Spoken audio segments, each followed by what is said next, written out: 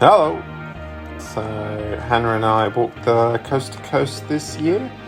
I forgot to film anything on the first evening, which is why it doesn't look like we began at the coast, but we did at St Bees in Cumbria on the 2nd of June. The whole trail's around 180 miles, which took us 9 full days, but also that first evening and morning, as we finished on the 12th at Robin Hood's Bay in Yorkshire. And it's common for the trail to take a little longer, and lots of people do it in around 2 weeks. But we were limited by time off work, so we did it a lot faster than that. I think the fastest it's been done is in like 39 hours, which is remarkable. The idea of the coast-to-coast walk was originated by Alfred Wainwright in the 1970s, who wrote a guidebook to it.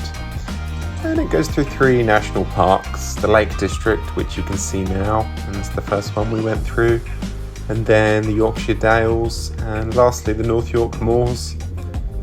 It's an unofficial path, so it often isn't signposted in quite the way that a national trail might be, although there are some signs in various places that might help with your navigation. And also there are times when there's a choice of routes, like high-level routes that may summit a mountain and low-level routes that might go through a valley. It's quite a popular hike, and there are quite a few different ways to do it logistically. We made it up as we went along, and wild camped almost every night, apart from we had one night in Richmond, which is the largest town along the trail, where we stayed in a pub. And earlier than that, in Shap, we stayed in a funny little pod out the back of the pub. Lots of people doing it, stay in bed and breakfasts every night, which is certainly an option. And there's plenty of youth hostels and facilities like that along the trail. Even companies that transfer luggage for you and that kind of thing.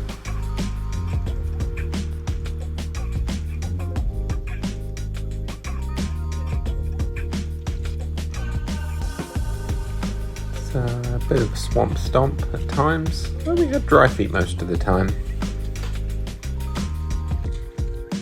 It's quite an easy hike logistically because you go past plenty of pubs and facilities, quite a few cafes, youth hostels selling snacks, little farm stands even, so we never really had to carry much food.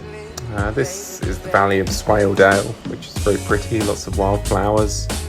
Lots of dry stone walls. Every field has a barn in that would have had the livestock in the winter, and hay in to feed them.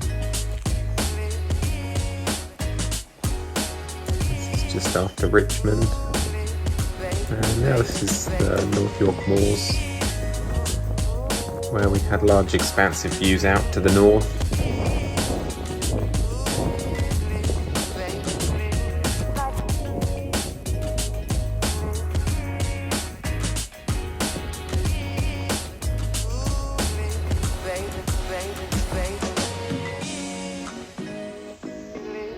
Love the way the cotton grass blows in the wind.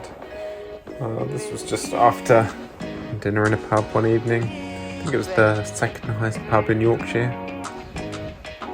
This bridge wasn't even on the trail, I just saw it and assumed it was, so we went over it, and this is Hannah crossing back over it.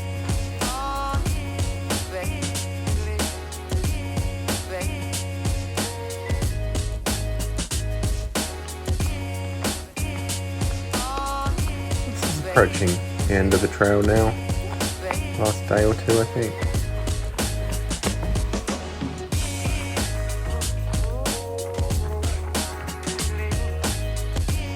There's a hermitage someone had hollowed out of the boulder in the 1700s. And when we got to the coast, this was the last evening we camped around here. And the last morning. Robin Hood's Bay, which is a little village at the end of the trail, very pretty. And Hannah with both of our bags, walking towards the sea. Yeah, it was a good hike. I'd certainly recommend it. I'd happily do it again.